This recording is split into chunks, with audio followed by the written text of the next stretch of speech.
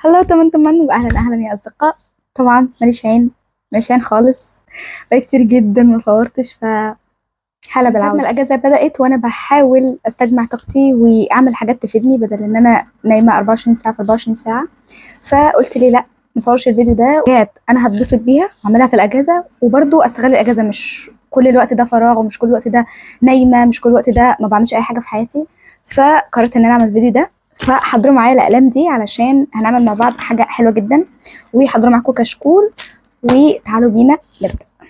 طيب مبدئيا انا كاتبه الحاجات دي كلها في الكشكول، وكاتبه عنوان ازاي استمتع بالاجازه، عشان انا حرفيا لحد الان ما عملتش اي حاجه تفيدني وما عملتش اي حاجه احس ان انا مبسوطه فيها. فكتبتهم وقلت علشان اقول كل حاجه باستفاضه، حابه انا عاملاهم في يعني سحابات كده، فكل سحابه هنلونها بلون وهنتكلم مع بعض نعملها ازاي او نستفاد بالحاجه دي ازاي، مهاره بقى او اي حاجه. اول حاجه سجلوا معايا يا جماعه عشان ما تنسوش. كاتباها حرفيا في اول صفحه بالظبط هنا: نقلل سوشيال ميديا.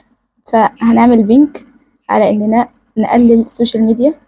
ليه يا جماعه نقلل السوشيال ميديا؟ عشان يا جماعه اقسم بالله احنا بيفوتنا حاجات، احنا بيفوتنا حياتنا، حياتنا بجد. يعني احنا بنقعد نقلب ونسكرول ونتفرج على حياة الناس التانية. طب احنا حياتنا فين بجد؟ احنا حياتنا فين؟ نحدد لنا ساعتين في اليوم مثلا، بجانب بقى الأنشطة اللي احنا ان شاء الله هنعملها كلها مع بعض، ان شاء الله ان شاء الله يعني، وهصور لكم فيديوهات ان شاء الله وانا بعملها يا رب. نعملها سوا. فمجرد ساعتين في اليوم او ساعة حتى هتلاقوا ان الدنيا ظبطت. فكرة ان انا اقعد اسكرول واتفرج على حياة الناس التانية وانا ما عنديش حياة، انا ايه اللي جنبي؟ حاجة ممكن اختار لون اخضر. هما حاجتين او حاجه واحده، بس حاجتين يعني كاتبهم جنب بعض هنا. هنزرع سان فلاورز وهنهتم بالزرع.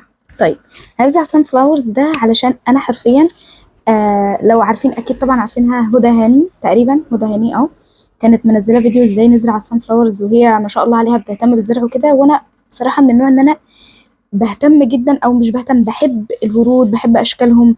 لما ببقى في الجامعه وبتمشى بقعد اصورهم كتير قوي. فقلت ليه لا ما يبقاش عندي جنينه مثلا في البلكونه، انا اعملها مثلا ازرع ريحان، ازرع نعناع، ازرع حاجات تخليني مبسوطه. لان اللون الاخضر ده سبحان الله بعمل الاخضر وبعمل الحاجات الزرع باللون الاخضر. فاحنا نزرع سان فلاورز او نهتم بزرع او نجيب زرع ونهتم بيه، بجد حاجه تحفه تحفه. كميه راحه نفسيه يا جماعه، يا نهار ابيض كميه راحه نفسيه تحفه. عايزه اقول لكم يا جماعه، انا جبت زرعه انا بموت فيها. هي شجره اسمها شجره الياسمين الهندي. الشجره دي بتطلع ورد لونه من جوه اصفر ومن بره كده طالع ابيض. الورد تحفه يا جماعه، ريحته تحفه. هو ملهوش ريحه قوي، بس لو شميتيها هتحسي ريحه حلوه. اول ما شفتها خلاص انا هجيبها وازرعها بجد. تحفه تحفه تحفه يا جماعه. هاتوا زرع يا جماعه، وممكن نعمل تحدي وتشالنج نزرع مع بعض سان فلاورز ونشارك بعض على الانستا يا جماعه. تبعتوا لي على الانستا كده الزرعه اما تكبر يبقى شكلها عامل ازاي، عشان بجد بحب الحاجات دي. الحاجه اللي بعد كده نرسم ونلون. من وانا صغيره، من وانا في اعدادي بحب قوي كنت بحب الرسم قوي، واللي هو ايه شاطره وبتعرفي ترسمي. وكانت المدرسه بتاعت اعدادي كانت بتقول لي هتطلعي حاجه وفي رسم وفنون جميله ومش عارفه ايه، هي كانت فنون جميله تقريبا. فاللي هو كانت شايفاني كده لاني كنت بحب اطلع حاجات بايدي. عارفين اللي هو زي هاند ميد، زي اللي انا بعمله بالظبط، سبحان الله يعني. بس يعني فقدت الشغف في الرسم الصراحه. الفتره دي بحب الون، بحس ان انا كده لما بلون حاجه بحس الله راحه نفسيه كده. بس يعني بقى عايزه استرجع، يعني عايزه استرجع ذكرياتي مع الرسم. سيوت مش مشكله، ممكن نرجع الشغف للرسم تاني. بس التلوين حاجه تحفه الصراحه. اللي بعد كده هي نغير شكل الاوضه. يا جماعه يا جماعه نغير شكل الاوضه ده. استنوا انا ما اخترتش لون اصفر. اصفر دي حاجه مهمه قوي، نغير شكل الاوضه مع بعض ان شاء الله. يعني انا من النوع اللي بيحب يغير، عارفين اللي هو مش عايزه اللي هو السرير زي ما هو 24 سنه، مش عارفه الدولاب نفس المكان. لا انا بحب حتى لو مثلا هغير الكرسي والمكتب، هنا يبقى هنا، هنا يبقى هنا، انا زي الفل. المهم ان ما يبقاش في حاجه صمت كده، اللي هو لا يا جماعه انا ما بحبش كده. نغير الديكور، انا عايزه اصلا اغير الالوان بتاعه الاوضه. الالوان دي بتاعه سته ابتدائي، مش عايزاها خالص. يعني هي صراحه بنتوتي وكل حاجه، بس حاسه ان انا هعمل في الاساس. ممكن اغير لون المكتب حتى، ادهنه ابيض يعني. فعايزه اغير حاجات كتير قوي. فتغيير الاوضه ده بجد يا جماعه راحه نفسيه، اقسم بالله. انتوا مجرد حتى انتوا عارفين، حتى لو غيرتوا ملايه السرير بجد. غيروا الاوضه يا جماعه، ان شاء الله نعمل تشالنج برضو مع بعض واننا نغير الاوضه سوا ان شاء الله. يعني الحاجه اللي بعد كده هي نتوكل على ربنا ونستعين بيه. نتوكل على ربنا ونستعين بيه. ممكن اخليها افتح البلد التانية. نتوكل على الله ونستعين بيه. بصوا يا جماعة، احنا في حياتنا ماشيين كده بنجري. يعني مثلا عندنا امتحان، يلا نذاكر، يلا مش عارف ايه، عندنا مش عارفة كورس، يلا ناخد، عندنا مش عارف ايه. ماشيين ماشيين ماشيين في دايرة، اللي هو طب يا جماعة احنا عايزين ربنا يبارك لنا في الحاجة دي، عايزين حتى ربنا يبارك لنا في اليوم بتاعنا، ربنا يبارك لنا في وقتنا، في جسمنا، في صحتنا، في اي حاجة. نتوكل على ربنا يعني. اي حاجه، اي حاجه هنعملها بدايه جديده، حتى واحنا بنصحى الصبح، الادعيه اللي هي بتاعه الاستيقاظ، الحاجات دي بحيث ان احنا نقرب من ربنا اكتر، ونتوكل عليه في كل حاجه عشان ربنا يبارك لنا في الحاجه اللي احنا هنعملها. خطه او حته التوكل على ربنا مش موجوده، فاحنا لازم نتوكل على ربنا في اول حاجه عشان ربنا يبارك لنا في الخطوه اللي بعدها. ده جزء ديني يعني، بس برضو محتاجينه الصراحه في حياتنا يعني. فنتوكل على ربنا ونستعين. طيب، السحابه اللي بعد كده فيها بوينت اللي هي نتعلم التطريز. وانا برضو في اعدادي لما كنا عندنا نشاط اسمه نشاط اقتصاد منزلي، بجد كنت بحب يعني بستنى كده الحصه دي بفارغ الصبر علشان اتعلم فيها، لانه كانت المدرسه كانت بتعلمنا مثلا تطريز، بتعلمنا كروشيه، بتعلمنا رسم صح، بتعلمنا نطلع حاجه بايدينا، يعني نطلع حاجه ملموسه كده. فبجد عايزه ارجع للتطريز جدا، بحيث ان انا يعني عايزه اطلع حاجه كده كديكور، برضو قطعه مثلا زي دي، يعني حاجه كده اللي هو فاهمين. ان شاء الله يعني نتعلم تطريز وننزل لكم قريب ان احنا بنتعلم. السحابه اللي بعد كده هي نروق دولابنا ونعمل ستايل جديد. جماعه، عايزه اقول لكم برضو والله العظيم كميه راحه نفسيه لما بحس انه دولابي مكركب، وبقعد اطبق الهدوم، بفرغ افكاري وبفرغ الدولاب وبرتبه من اول وجديد، بحس ان انا عارفين راحه وهدوء وسكينه كده نزلت من عليا والله العظيم بجد. وبرضو الهدوم اللي احنا مثلا مش عايزينها، مش بنلبسها كتير، ممكن نتبرع بيها، دي حاجة كويسة جدا بصراحة. أو ممكن يعني نديها لحد من قرايبنا عادي يعني، أي حاجة. السحابة اللي بعد كده وهي نعمل روتين سكين كير. نعمل إيه؟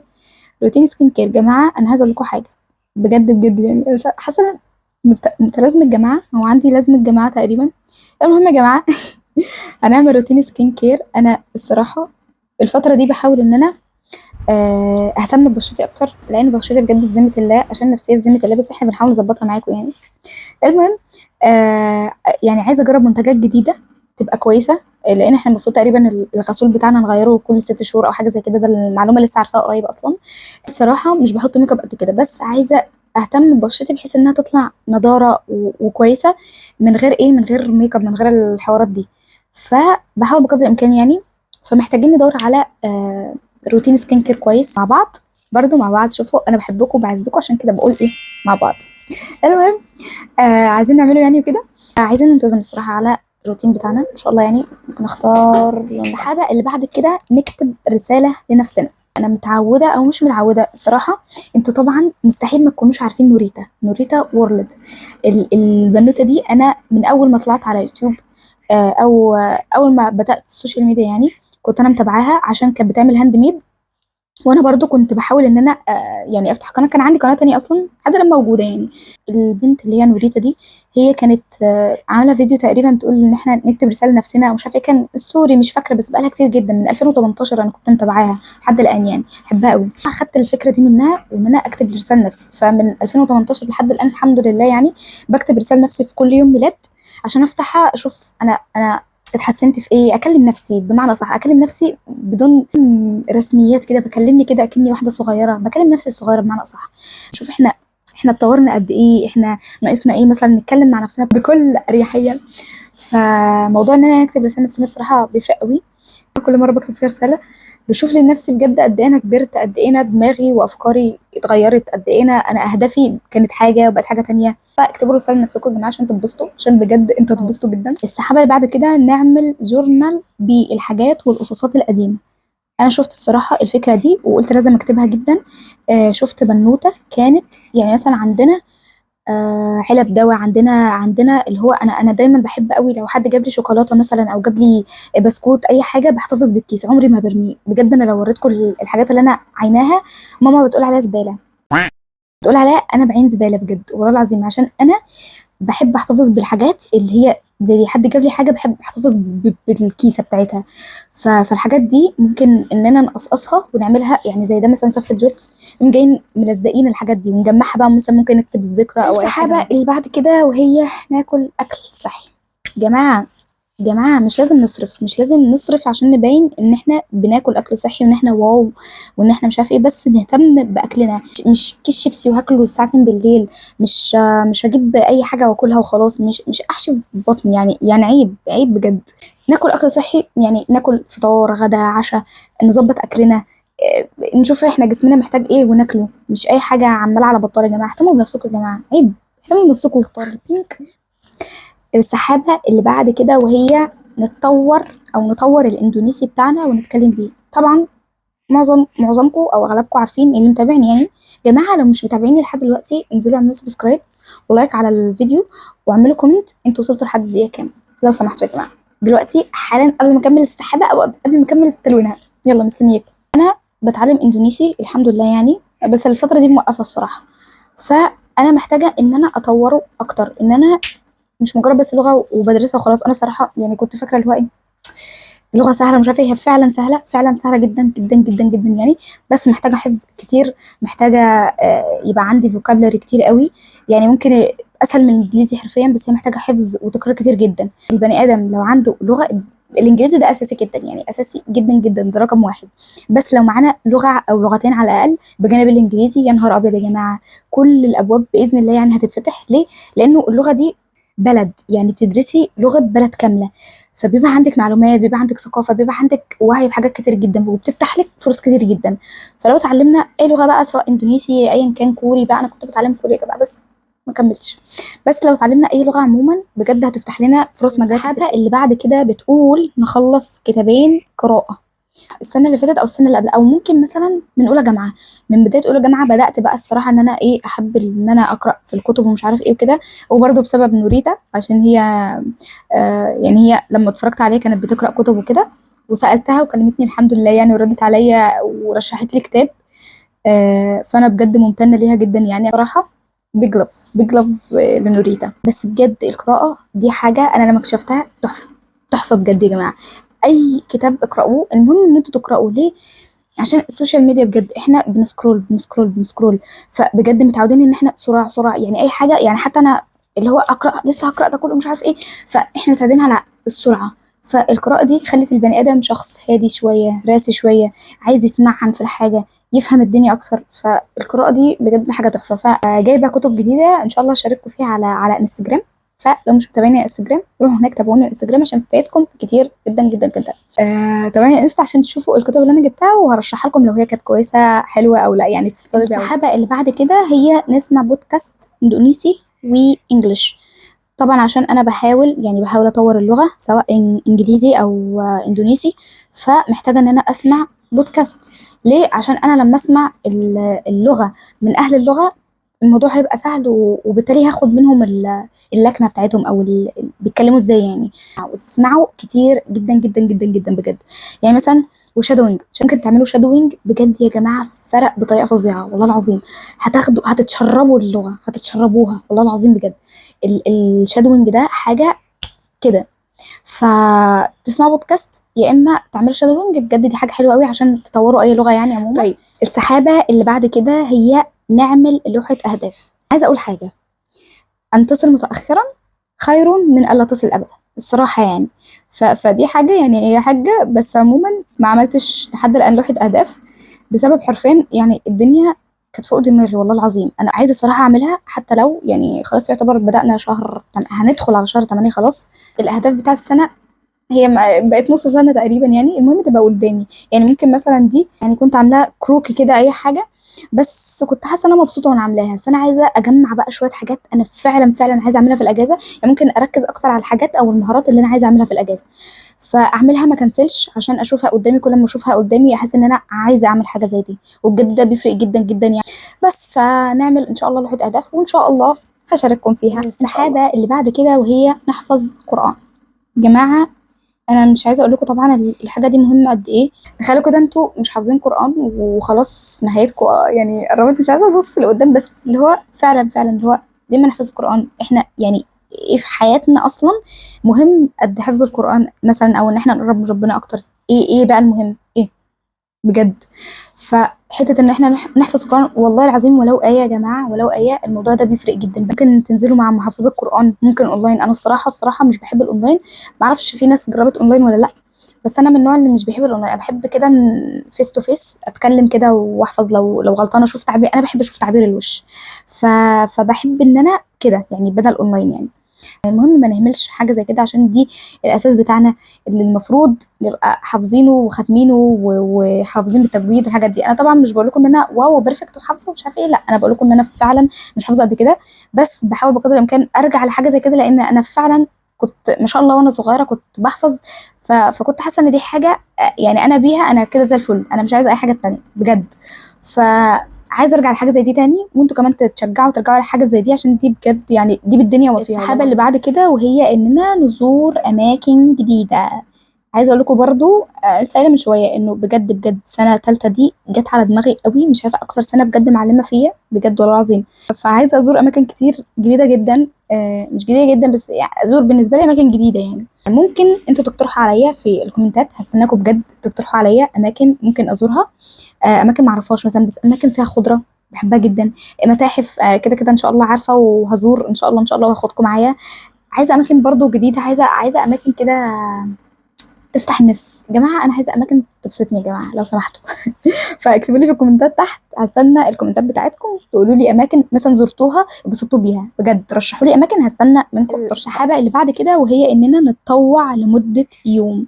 جماعه انا جربت اتطوع قبل كده الحمد لله، يعني سنحت لي الفرصه، تقريبا كنت في سنه اولى ورحت اتطوعت مع جمعيه رساله. رحنا في الفيوم، يعني رحنا كده رحله للفيوم، هي ما كانتش رحله قوي يعني، بس رحنا. المهم كان تطوع لمدة يوم، مش عايزة أقول تفاصيل قوي يعني، بس المهم إن ده كان تطوع بجد والله العظيم. كمية راحة، كمية انبساط، كمية اللي هو الحمد لله إن أنت قدرتي تساعدي شخص أو تساعدي شخص بأي حاجة. بجد حاجة حلوة قوي، مش لازم مادية، مش لازم مادية بجد يا جماعة، ممكن معنوية بجد والله العظيم. المهم انتوا تتطوعوا في أي حاجة، في جمعية رسالة، في جمعيات تانية. بجد انتوا لازم تتطوعوا لمدة يوم عشان تتبسطوا، مش لازم لمدة يوم بس، ده تحدي وتشالنج انا عاملاه يعني، ان شاء الله برضه هنزله ان شاء الله يا رب. هي الفكرة في انكم تتطوعوا في ايه بقى، اي حاجة اي حاجة. اللي بعد كده مكتوب فيها نطبخ اكلات ايه اكلات دي؟ اكلات جديدة. جماعة بجد يا نهار ابيض، يا نهار ابيض لما تيجوا تطبخوا اصلا، يعني فكرة ان انتوا تيجوا تطبخوا بجد اللي هو حاجة تحفة، حاجة تحفة تحفة تحفة والله العظيم. طبعا انا بقعد يعني لما اجي اطبخ، لما اجي افكر ان انا خلاص انا هطبخ اكله جديده او هعمل النهارده حاجه، انا بقعد بالساعتين بالثلاثه، يعني الدنيا مكركبه وبكركب اكتر. ففكره ان انا بعمل حاجه بطلعها عشان مثلا عيلتي تاكلها او انا اجربها من ايدي، يا نهار ابيض. انا شيف في الحاجات دي بجد. بدل ما انتوا قاعدين فاضيين مش لاقيين اي حاجه تعملوها، جربوا ان انتوا تروحوا المطبخ بس وتفكروا في اي حاجه تعملوها. يا جماعه بصوا شكلها تحفه والله العظيم، شكلها تحفه، بس في شويه حاجات كده ايه فنعملها مع بعض. السحابه اللي بعد كده مكتوب فيها ننتظم على الاذكار والذكر الاثنين، ننتظم عليهم، بحيث ان احنا يعني انا مثلا لو خارجه مشوار، لو انا مثلا مسافره او كده، فبقرا الاذكار بتاعه الصباح، بتاعه المساء الصراحه مش منتظم عليها قوي. منتظم على الاذكار دي حاجه حلوه جدا، بحيث ان احنا ربنا يحمينا، ربنا يحفظنا ونبعد عننا اي حاجه وحشه. فالاذكار دي بجد حصن تحفه يعني، حصن بجد والله العظيم. ببقى مطمنه لما اكون مثلا مسافره او رايحه في حته او كده وبقرا الاذكار بتاعتي وانا ماشيه، يا نهار ابيض. المهم ننتظم على الاذكار بتاعتنا، وبرضو السحابه المرتبطه بيها يعني دي حاجات دينيه، اننا نحفظ ادعيه. جماعه بجد آم، حوار ان انت يعني يبقى عندك كده ادعيه بتحفظي بيها وبتردديها، ده حاجه حلوه جدا. فالصراحه محتاجين نحفظ ادعيه، يعني انا كاتبه ادعيه في الكشكول بتاعي وبحاول احفظها على قدر الامكان، علشان ادعي ربنا وانا مركزه كده في الدعاء، مركزه في كل كلمه بقولها، يعني انا كاتباها بس مش عايزه اقراها، انا عايزه ادعيها، عايزه اقولها من قلبي، فاهمين؟ فنحفظ ادعيه بجد، دي حاجه بحسها حاجه حلوه قوي يعني. فاحفظوا ادعيه يا جماعه. الحمد لله خلصنا الصفحه. برضو حاجه دينيه ان احنا نقرا سوره الكهف يوم الجمعه. انتوا عارفين ان انا الحمد لله حافظاها بسبب ان انا بقراها كل يوم جمعه، بس ساعات مش بكسل، ساعات بنسى، ساعات بسهى، ساعات مثلا بنشغل بحاجه فمش بقراها، فانا مش عايزه كده. اتاكد بقى من الحفظ. وكمان ممكن يعني بدل ما احنا بنحفظها لوحدنا ممكن نشغل مثلا شيخ ونقولها معاه. اللي بعد كده او سحابات يعني قراتهم. السحابه اللي بعد كده نتعلم الكتابه السريعه. بصوا يا جماعه، انا والله العظيم بكره حاجه اسمها وورد. انا بجد بكره حاجه اسمها وورد، بكرهه جدا، بكرهه جدا. انا مجرد ما بكتب حاجه بتبقى غلط او بتتمسح او مش عارفه بيعمل اي حاجات غريبه. المهم انها بجد بجد برنامج مستفز، بس للاسف مضطره علشان هو ده اللي بنعمل عليه ابحاث، هو ده اللي بنكتب عليه، فمفيش غيره الصراحه. فمحتاجه ان انا اتعلم الكتابه على الكيبورد بشكل اسرع، واتعلم الكتابه على الوورد، ده السحابه اللي جنبيها اصلا. فان انا اتعلم الكتابه على الوورد واتعلم الكتابه السريعه، يعني دي حاجه تحفه الصراحه. فمحتاجه ان انا فعلا اتعلم كويس، ان انا مثلا الدكتور يطلب مننا بحث او اي حاجه على طول، يعني اعرف ان انا اتعامل معاه على طول، مش لسه بقى اشوف الحوارات دي بتتكتب ازاي ولا بتتعمل ازاي. السحابه اللي بعد كده مكتوب فيها نغسل الكوتشيات كلها. طيب بجد دي حاجه، يعني دي حاجه فوق الروعه. عشان احنا يعني دلوقتي بعد ما خلصنا اهو سايبين الكوتشيات، ممكن نكون سايبينها راكنينها مش عارف ايه، فعايزين نجدد بقى، عايزين نجدد. يعني زي ما احنا قلنا في سحابه قبل كده، قلنا ان احنا نرتب الدولاب بتاعنا ونعمل ستايلات جديده. فنعمل ستايلات جديده على كوتشيات مش الطف حاجه، على كوتشيات متوسخه، لا طبعا. فنغسل الكوتشيات بتاعتنا تنور كده، يعني عايزينها تنور. السحابه اللي بعد كده وهي اننا نفضي مساحه الفون. جماعه، كم من السكرينات احنا حافظينها على الفون ما بنعملش بيها حاجه؟ كم؟ قولوا لي بقى. لو 2000 ولا 3000 والله العظيم، اذا كانت مساحه التليفون اكتر تستوعب يعني. بس اللي هو بجد احنا بناخد سكرينات واللي هو هقراها او هشوفها او مش عارف ايه، وما بنعملش كده. بجد دي حاجه حلوه مريحه عشان الحاجه اللي بتستخدموها تبقى سهله معاكم، ما تحسوش ان انتوا كل حاجه داخله في بعضيها. السحابه اللي بعد كده مكتوب فيها نعمل تحدي مع نفسنا ليوم كامل بلون معين. جماعه التحدي ده انا عملته قبل كده، والله العظيم كان حلو قوي، كنت مبسوطه جدا. عملت يوم كامل باللون الاحمر. طبعا مش هتلاقوه على القناه يعني عشان مسحته، لانه كان فيه ميوزك، كان بقاله سنه او سنتين تقريبا، يعني سنتين. فعملته بجد، كنت مبسوطه جدا ان انا بتحدى نفسي ان انا هلبس مثلا كذا بالاحمر، هاكل بلون احمر، عملت مكرونه، مش عارفه هسمع حاجه شكلهم لابس احمر، اي حاجه. المهم يعني انه تحدي بلون معين، يعني بجد حاجه تحفه. جربوا تعملوها مع نفسكم، ممكن تشاركوني، بجد هستنى اي حد يعمل الحاجات اللي احنا قلنا عليها يعني دي، وتبعتوها على الانستا، عشان بجد ببسط قوي ان حد يشوف حاجه من عندي ويعملها. فهستنى ان انتوا مثلا تعملوا تحدي بلون معين. اللي بعد كده مكتوب فيها نعمل هدايا هاند ميد. انا بجد بعشق حاجه اسمها هاند ميد، الحمد لله يعني. وبحب قوي ان انا لما باجي اهدي حد اهديه بحاجه صنعت بيدي. يعني الصراحه ببسط قوي، بحس ان انا عملت مجهود، حسيت ان أنا حاجتي كويسه، والحمد لله انا بعمل حاجات من ديت، يعني بعمل حاجات كويسه قوي بالهاند ميد. فلو مش عارفين برضو ممكن تتابعوا الانستا عشان تشوفوا، لو عايزين تطلبوا مني عناية ليكم. السحابه اللي بعد كده مكتوب فيها نعمل ماسكات طبيعيه لينا. جماعه احنا في الاجازه، احنا في الاجازه، ليه ما نجربش بقى ماسكات طبيعيه؟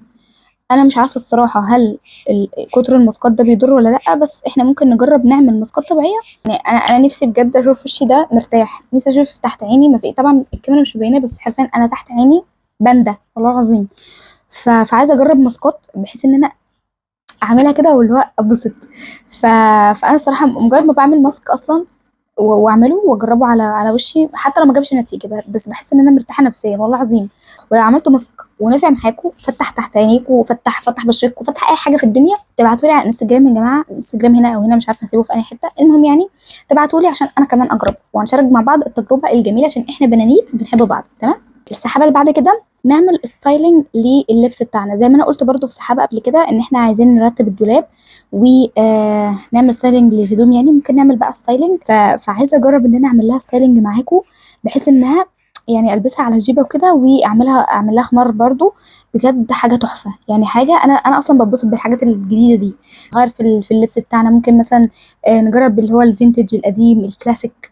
ممكن نجرب انا بجد الفتره دي بحب قوي قوي قوي قوي الستايل اللي هو فيه الوان مطرقعه، البينك مع الاصفر، المنت جريم مع مش عارف الايه، الوان كده خزعبليه بس تحفه، بجد تحفه تحفه تحفه. اكتشفت ان شخصيتي هي الحاجات البينك الفاتحه، الاخضر، المنت جرين، الاصفر. جماعه ايه رايكم في لفه الطرحه؟ عايزه اقول لكم دي طرحه بس انا لفها الحمد لله لفه خمار طويله جدا من ورا، شكلها تحفه. ان شاء الله ان شاء الله ان شاء الله هنزل لكم فيديو في لفات خمار للطرحه، ازاي تلبسي خمار من غير ما يكون عندك خمار. ان شاء الله استنوا السلسله دي هنزلها لكم.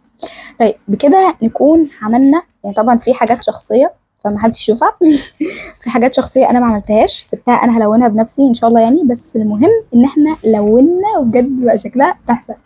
حاجه زياده بجانب اللي احنا قلناه اللي هو تعملوا جورنالينج. لو انتم مش عارفين يعني ايه جورنالينج ان شاء الله هشارككم الفيديوهات الجايه يعني تعرفوا يعني ايه. بس اكيد لو عملتوا سيرش هتعرفوا يعني ايه جورنالينج. تكتبوا جورنالينج كل يوم بحيث ان انتوا تفرغوا افكاركم، تعرفوا انتوا عايزين ايه، تعرفوا ان شاء الله في المستقبل انتوا ناويين على ايه. فحاولوا تقللوا سكرول شويه، مش هقول لكم تمنعوه طبيعي مش هنمنعه، تقللوه، ما تدوهوش حجم اكبر من حجمه لان بجد ده مش حاجه. ما تتفرجوش يعني، حاولوا تحطوا في دماغكم ان انا ليه هتفرج على ناس وحياه ناس وانا عندي حياتي، هم اصلا مش بيتفرجوا على حياتي. فانا هاجي اشتغل على نفسي، اشتغل على حياتي انا بحيث ان انا اتطور اكتر. حاولوا تحطوا في دماغكم الفكره دي وزرعوها كل يوم كل يوم زي ما هتزرعوا ان شاء الله صنف الارز معايا. فحاولوا تحطوا في نفسكم، تحطوا في دماغكم الفكره دي عشان تطوروا اكتر، عشان يبقى الهدف واضح وتمسكوا فيه. كده انتهى الفيديو بتاعنا، ان شاء الله تكونوا استفدتم واستمتعتم وحكينا مع بعض كتير جدا. اول مره اصلا افتح الكاميرا واحكي بالطريقه دي دلوقتي. اتبسطت جدا ان انا حكيت، اتبسطت ان انا رجعت اصلا يا جماعه. انا بجد بقالي كتير جدا، بقالي كتير قوي مصورتش. ف ان شاء الله ان شاء الله كل التشالنج اللي انا كتبتها هنا ان شاء الله نعملها سوا. لو انتوا عملتوا اي حاجه من دي نشارك مع بعض وكده. استنى رايكم في التعليقات، ولو انتوا وصلتوا لحد دي اكتبوا لي ان انتوا وصلتوا وهتعملوا التحديات وتبعتوا لي على انستا. الرابط بتاعها في صندوق الوصف ومكتوب هنا او هنا يعني، هسيبها لكم ان شاء الله. وبس كده يا جماعه، اتمنى تكونوا استمتعتوا واستفدتوا بالفيديو وبس كده. Sampai jumpa. Sampai jumpa teman-teman.